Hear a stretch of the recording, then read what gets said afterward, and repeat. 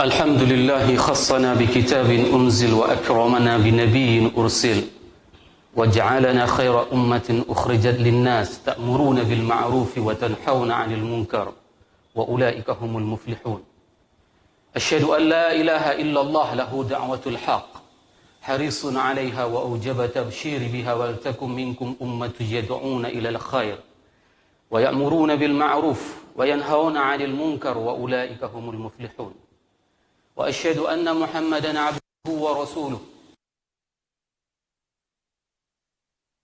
نصح الأمة وكشف الغمة حتى آتانا اليقين ليلها كنهارها لا يزيغ عنها إلا هالك اللهم صل وسلم وبارك على حبيبنا وشفيعنا وزخرنا ومولانا محمد وعلى أزواجه أمهات المؤمنين وذرياته وآل بيته وأصحابه أجمعين يا أيها الناس أوصيكم ونفسي بتقوى الله ومن يتق الله يجعل له مخرجا يا أيها الناس اتقوا الله حق تقاته ولا تموتن إلا وأنتم مسلمون وقال الله تعالى في القرآن الكريم أعوذ بالله من الشيطان الرجيم بسم الله الرحمن الرحيم قل إن كان آباؤكم وأبناؤكم وإخوانكم وأزواجكم وعشيرتكم وأموال اقترفتموها وتجارة تخشون كسادها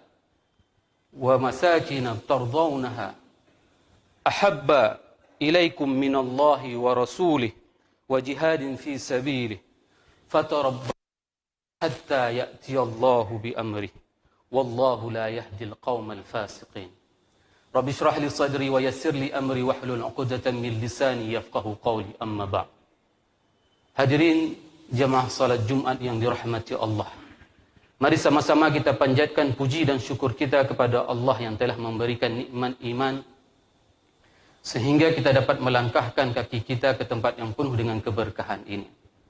Walaupun ajakan dan seruan ini selalu didengarkan oleh umat manusia, umat muslim pada 4 sisa waktu yang lainnya, akan tetapi nikmat tersebut tidak bisa dirasakan sehingga mereka tidak memenuhi masjid sama seperti dengan hari ini.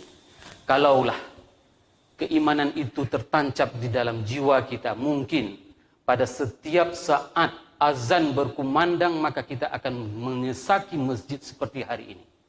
Inilah sebuah nikmat yang Allah berikan kepada kita. Semoga tidak hanya pada waktu Jumat kita bisa memenuhi masjid ini. Semoga nikmat tersebut senantiasa kita bisa mensyukurinya sehingga kita menjadi hamba yang selalu bersyukur kepada Allah. Selawat dan salam mari sama-sama kita panjatkan kepada junjungan kita Nabi besar Muhammad sallallahu alaihi wasallam. Sosok makhluk yang paling mulia di atas jagat raya ini, di mana kita semuanya merindukan akan bertemu dengan baginda Rasulullah sallallahu alaihi wasallam. Oleh sebab itu jamaah yang dirahmati Allah, pada hari Sayyidul Ayyam, mari kita memperbanyak berselawat kepada baginda Rasulullah sallallahu alaihi wasallam, dikarenakan kita merindukan syafaatnya nanti di hari akhirat. Sebagaimana yang dikatakan oleh Zaid bin Arqam pada saat beliau melihat wajah Rasulullah tersenyum, sungguh tatapan tersebut merupakan tatapan yang dinantikan oleh semua umatnya. Semoga jamaah yang berhadir pada salat Jumat yang berbahagia ini merupakan di antara umat Nabi Muhammad SAW yang menatap wajah baginda sambil tersenyum menatap kita, baik di dunia maupun di akhirat. Hadirin jamaah yang dirahmati Allah, pada tahun ini kita memperingati Hari Kemerdekaan Republik Indonesia yang ke-76 dan bertepatan dengan bulan Muharram. Bulan Muharram merupakan bulan yang dicintai oleh Allah dikarenakan ada beberapa kejadian penting yang terjadi pada bulan Muharram. Di antaranya, taubatnya Nabi Adam diterima oleh Allah pada bulan Muharram. Fatalaqa Adamu min rabbih kalimatin fataba alaih innahu huwat tawwabur rahim. Begitu juga dengan kejadian pada saat Nabi Musa beserta kaumnya Bani Israel dikejar oleh bala tentara Fir'aun yang sungguh adik kuasa. Pada saat itu, kaumnya Nabi Musa, orang-orang Bani Israel mengatakan, wa inna lamudrakun. Sungguh wahai Musa, kita ini akan dikejar oleh tentara-tentara Fir'aun yang berada pas di belakang kita. Akan tetapi, lihatlah bagaimana jawaban Musa kepada kaumnya. Kalla, sungguh tidak wahai kaumku. Inna ma'iyya rabbi sayahdin. Bahwasanya bersamaku itu adalah ada Tuhan yang akan memberikan petunjuk kepada kita. Ini sebuah komitmen dan keyakinan yang sungguh luar biasa dimiliki oleh Nabi Musa. Sehingga tidak ada sedikit pun keraguan pada saat dikejar oleh tentara Fir'aun yang sungguh luar biasa hebatnya. Namun Nabi Musa mempunyai suatu harapan dari Allah, bahwasanya mereka tidak akan pernah bisa mengejar kita. Dan kejadian lain yang terjadi di bulan Muharram ini adalah pada saat hijrah Rasulullah SAW, dan ini merupakan nuktatul intilaq, merupakan starting point sehingga kita hari ini bisa merasakan bagaimana indahnya Islam dikarenakan adanya hijrah. Sebagaimana Rasul mengatakan, laulal hijrah lakuntu minal ansar. Kalau seandainya bukan karena hijrah, maka aku ini adalah termasuk dari orang-orang Ansar. Oleh sebab itu, perjuangan hijrah ini merupakan salah satu bukti kecintaan para sahabat terhadap Allah dan Rasulnya. Maka oleh sebab itu, jamaah yang dirahmati Allah, ayat yang khatib bacakan tadi itu adalah sebuah early warning, adalah sebuah peringatan dini kepada kita umat Nabi Muhammad. Jangan sampai kita mengalahkan cinta kita kepada Allah dengan beberapa variabel dan indikator yang dikatakan oleh Allah di dalam surat tersebut. Di dalam tafsir Mafatihul Ghaib, Imam Fakhruddin Ar-Razi mengatakan ada 4 unsur, ada 4 variabel dengan 8 indikator yang disebutkan pada ayat yang khatib bacakan tadi. Kesemuanya itu menunjukkan bahwasanya manusia lebih condong untuk mencintai 8 indikator tersebut. Yang pertama sekali, variabel yang membuat manusia itu mengalahkan cintanya kepada Allah dan Rasul dan jihad fisabilillah itu adalah hubungan kekerabatan. Di dalam ayat tersebut disebutkan secara detail, qul in kana aba'ukum wa abana'ukum wa ikhwanukum wa azwajukum. Ini merupakan 4 indikator yang terjadi karena hubungan kekerabatan. Yang pertama sekali itu adalah ayah, anak, saudara, dan pasangan hidup suami istri. Inilah yang membuat manusia sering meninggalkan kecintaannya, kepatuhannya kepada Allah dan kepada Rasul. Namun hari ini, kita bersyukur masyarakat yang tinggal di Aceh. Karena keempat variabel ini tidak seperti yang dirasakan oleh para sahabat terdahulu. Mereka harus berjibaku untuk membuktikan kecintaan mereka kepada Allah dan kepada Rasul dengan meninggalkan ayah bundanya, dengan meninggalkan orang tuanya, dengan meninggalkan anaknya, dengan meninggalkan saudaranya. Hari ini, kita diberikan rahmat oleh Allah. Terlahir dalam keluarga muslim. Tidak ada di antara kita yang mempunyai sanak keluarga yang kafir. Tidak ada di antara kita yang mempunyai sanak keluarga, anak yang kafir, istri yang kafir. Tidak dengan seperti saudara-saudara kita yang tinggal di luar Aceh. Ini adalah salah satu nikmat. Namun, nikmat tersebut jangan sampai membuat kita kalah cinta kita kepada Allah dan kepada Rasul. Inilah yang harus kita pertahankan dan harus kita buktikan bahwasanya kecintaan kita kepada Allah dan Rasul itu melebihi dari segala sesuatu, bahkan melebihi kepada orang tua kita. Salah seorang sahabat di saat ibunya memboikot dirinya untuk tidak mau makan, dan dia membuat pengumuman di pelataran Ka'bah kepada semua warga Mekah pada saat itu. Wahai penduduk Mekah, ketahuilah bahwasanya aku mulai hari ini tidak akan mau makan minum sampai anakku kembali kepada agama nenek moyang. Namun apa yang dijawab oleh para sahabat? Mereka ingin membuktikan bahwasanya dedikasi dan kecintaan mereka kepada Allah dan Rasul melebihi kecintaan mereka kepada ibunya. Ya ammah, la indaki mi'atu nafsan fakharajat nafsan ma amantu bidini abina. Bahwasanya wahai ibunda, Kalau seandainya Allah memberikanmu 100 nyawa dan keluar satu persatu nyawa tersebut dari dalam jiwamu, maka aku tidak akan pernah beriman kepada agama nenek moyangku. Aku sudah mendeklarasikan cintaku kepada Allah dan Rasul.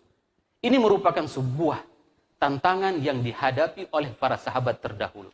Hari ini tantangan tersebut kita alami di masa kita hari ini. Hadirin jamaah yang dirahmati Allah. Allah menyebutkan di dalam ayat ini, wa ashiratukum. Ashiratukum ini diterjemahkan dengan keluarga besar. Hari ini keluarga besar itu dipahami dengan berbagai macam bentuk. Yaitu dipahami dengan komunitas. Komunitas ini sangatlah banyak. Berapa banyak komunitas yang ditumbuhkan, yang diciptakan oleh masyarakat untuk mengait keakraban sesama mereka, akan tetapi keakraban tersebut membuat mereka lalai dari Allah dan Rasul. Ini adalah sebuah tamparan besar bagi mereka yang menciptakan organisasi, institusi, komunitas, apapun namanya di atas muka bumi ini. Kalau dengan komunitas tersebut membuat mereka lalai terhadap Allah dan Rasul, maka mereka itu adalah termasuk orang-orang yang diingatkan oleh Allah di dalam ayat ini. Hadirin jemaah yang dirahmati Allah. Yang kedua, Allah menyebutkan dengan wa amwal taraftumuha, dan harta yang engkau kasabtumuha bisyiqqah, bahwasanya harta yang engkau perolehi dengan susah payah. Kenapa di sini Allah menjelaskan tentang harta, tidak menjelaskan tentang jabatan? Karena harta itu merupakan goal, tujuan, ghayah dari seseorang untuk mengumpulkannya. Sedangkan jabatan itu merupakan wasilah. Berapa banyak hari ini orang yang mengejar jabatannya untuk mendapatkan uangnya, agar memperolehi hartanya. Dan dalam ayat ini Allah menjelaskan wa amwal taraftumuha, dan harta yang engkau perolehi dengan susah payah. Berapa banyak hari ini orang rela menghabiskan uang ratusan juta hanya untuk mendapatkan sebuah jabatan. Padahal pada saat dia memperolehi harta tersebut kalau seandainya tidak diinfakkan di jalan Allah, maka dia itu akan sia-sia. Oleh sebab itu jemaah yang dirahmati Allah, di saat kita mempunyai harta, jadikanlah harta tersebut akan kita bawa sampai dengan mati. Jadikanlah harta tersebut yang akan bekerja untuk kehidupan kita setelah kematian kita. Inilah yang dinamakan dengan kecintaan kita kepada Allah dan kepada Rasul. Dan variabel ketiga yang disebutkan, yaitu adalah berhubungan dengan bisnis. Wa tijaratun takhshawna kasadaha. Dan bisnis yang engkau khawatirkan akan kerugiannya. Sehingga pada saat kita mendengarkan suara azan dan kita sedang bernegosiasi, maka kita mengabaikan suara azan tersebut. Berapa banyak institusi hari ini di saat mereka bekerja, mereka mengabaikan suara azan, suara panggilan kesuksesan tersebut. Inilah sebuah gambaran di saat seseorang bekerja puntang-panting siang malam untuk mempertahankan bisnisnya, akan tetapi bisnis tersebut membuat dia lalai daripada kecintaannya kepada Allah dan kepada Rasul. Hadirin jemaah yang dirahmati Allah. Variabel yang keempat, yaitu berhubungan dengan tempat tinggal. Hari ini, berapa banyak di antara umat muslim yang tidak berani untuk keluar dari salat. Katakanlah untuk keluar dari salat subuh. Dikarenakan apa? Dikarenakan takut nanti. Kalau seandainya dia keluar subuh, akan ada masuk pencuri ke dalam rumahnya. Begitu juga, berapa banyak di antara umat muslim hari ini, di saat mereka mempunyai rumah yang jauh lebih bagus daripada masjid yang berada di depan rumahnya. Ini merupakan sebuah bukti bahwasanya kecintaan manusia itu jauh lebih kepada harta bendanya, tempat tinggalnya daripada rumah Allah. Jadi tidak heran kalau seandainya kita melihat ada sebuah masjid yang dibangun, itu paling cepat selesainya itu adalah 10 tahun. Akan tetapi kalau rumah pribadi itu, dalam jangka waktu 1 tahun itu sudah berdiri megah. Beginilah bukti kecintaan orang tersebut terhadap rumah tempat tinggalnya. Kelima, keempat variabel tersebut ini merupakan faktor-faktor yang membuat bisa manusia itu tidak mencintai Allah dan Rasul-Nya. Jemaah yang dirahmati Allah, lihatlah bagaimana sosok seorang pemuda. Sosok seorang pemuda yang diibaratkan oleh Rasulullah SAW dengan awalus safir fi daulatil islamiyah. Pemuda tersebut merupakan duta besar pertama. Beliau melakukan hijrah 4 kali. Hijrah pertama ke Habsyah, setelah itu kembali lagi ke Mekah, lalu kembali lagi ke Habsyah, lalu balik lagi ke Mekah dan hijrah ke Madinah. Dia adalah Mus'ab bin Umair. Seorang pemuda yang diibaratkan dan digambarkan oleh Rasulullah SAW dengan ungkapan, "Ma ra'aitu ahadan, ma ra'aitu bi Makkatin ahadan ahsanul limmah." Aku tidak pernah melihat di Mekah itu ada seorang pemuda, ada orang yang paling ganteng. Ahsanul limmah, klimis. Orangnya ganteng. Wala arqa hulqah. Dan pakaiannya itu adalah sangat-sangat parlente. Yang mengatakan ini adalah Rasulullah SAW. Wala an'ama ni'matan min Mus'ab ibn Umair. Dan sungguh dia akan mendapatkan dan sungguh dia mendapatkan kenikmatan, semua fasilitas, kemewahan, kemegahan dia bisa dapatkan. Bahkan pada saat Mus'ab bin Umair melewati kota Mekah, di dalam kota, orang semua akan mengetahui bahwasanya ini adalah aromanya Mus'ab. Begitulah parlentenya anak tersebut. Begitulah kerennya seorang pemuda tersebut. Namun pada saat Mus'ab bin Umair mendengarkan Nabi Muhammad mengajarkan kebenaran, maka pada saat itu Mus'ab mengatakan keimanannya kepada Allah dan kepada Rasul. Sehingga apa yang terjadi? Dia disiksa oleh ibundanya. Ibundanya adalah salah seorang kaya bangsawan dari orang-orang Arab di Mekah dan menyiksanya sampai terkelupas kulitnya. Namun itu tidak membuat Mus'ab untuk tidak mencintai Allah dan Rasul-Nya. Dan pada suatu hari, Mus'ab diutus ke Madinah, ke Yathrib. Pada saat itulah, Usaid diislamkan oleh Mus'ab. Dan setelah diislamkannya Usaid, maka diislamkannya Mu'az. Pada saat itulah, kota Yathrib, dalam jangka waktu 1 tahun, kota Yathrib itu semuanya, hampir semua penduduk Madinah itu semua dapat diislamkan oleh salah seorang pemuda yang mempunyai tutur kata yang lembut, yang mempunyai paras yang tampan, yang mempunyai hati yang dipenuhi dengan mala'at qalbuhu binurillah, yang dipenuhi hatinya oleh cahaya Allah.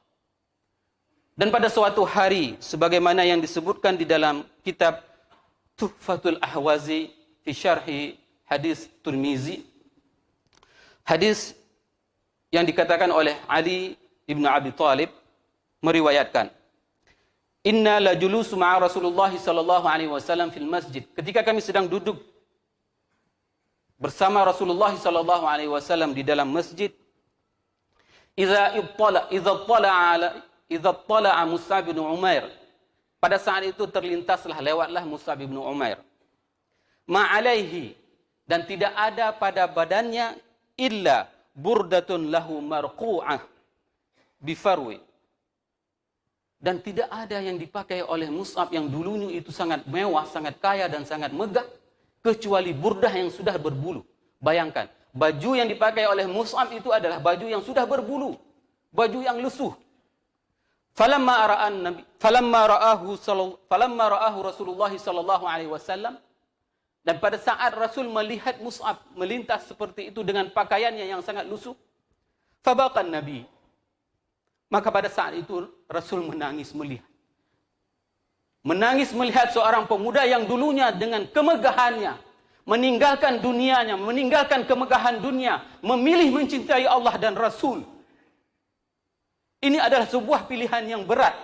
Kalau seandainya bukan karena cinta kepada Allah dan Rasul, ini tidak akan bisa dilakukan oleh Mus'ab bin Umair.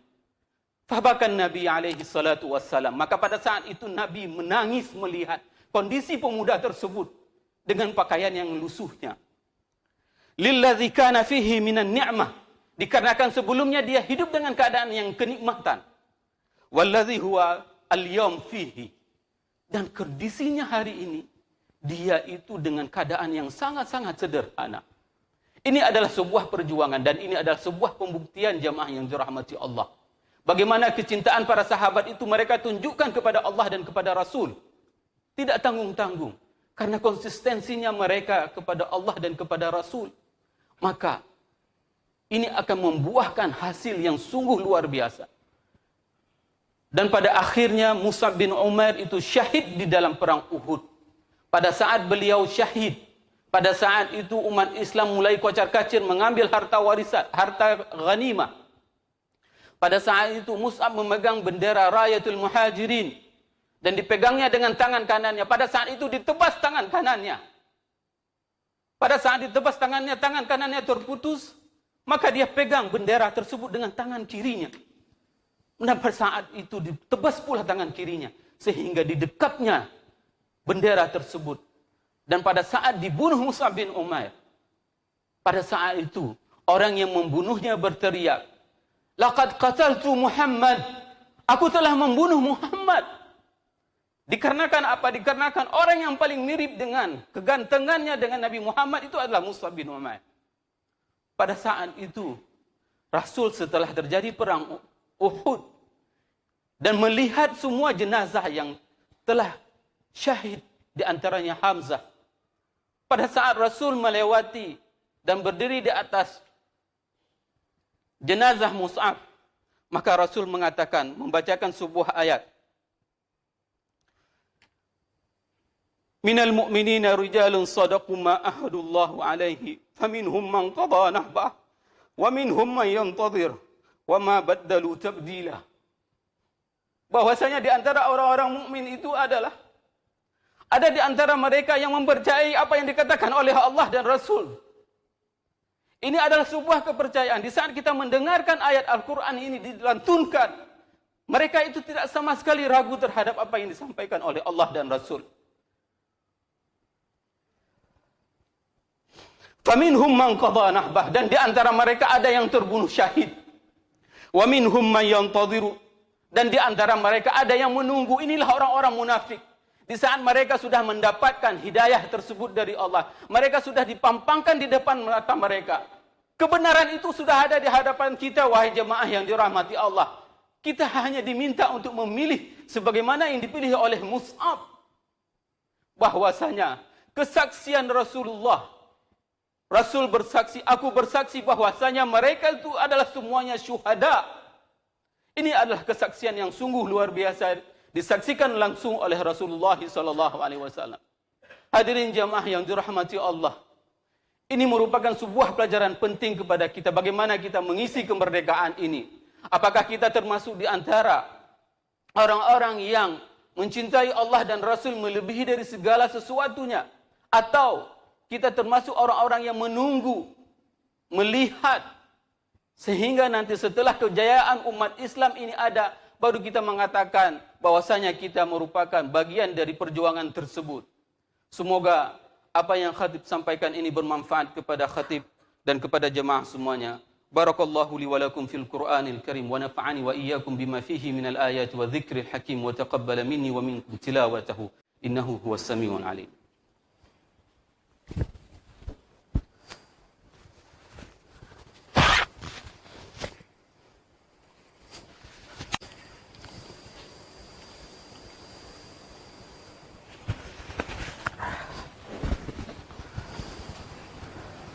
الحمد لله غافر الذنب وقابل التوب الشديد العقاب لا إله إلا الله أشهد أن لا إله إلا الله وأشهد أن محمدا عبده ورسوله اللهم صل على محمد وعلى آل محمد كما صليت على إبراهيم وعلى آل إبراهيم في العالمين إنك حميد مجيد يا أيها الناس اتقوا الله حق تقاته ولا تموتن إلا وأنتم مسلمون وقال النبي عليه الصلاة والسلام اتقوا النار ولو بشق التمرة يا أيها إن الله وملائكته يصلون على النبي يا أيها الذين آمنوا صلوا عليه وسلموا تسليما اللهم اغفر المسلمين والمسلمات والمؤمنين والمؤمنات الأحياء منهم والأموات إنك سميع قريب مجيب دعوات ويا قاضي الحاجات.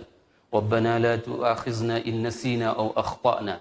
ربنا ولا تحمل علينا إصرا كما حملته على الذين من قبلنا. ربنا ولا تحملنا ما لا طاقة لنا به. واعف عنا واغفر لنا وارحمنا أنت مولانا فانصرنا على القوم الكافرين. وأقيموا الصلاة.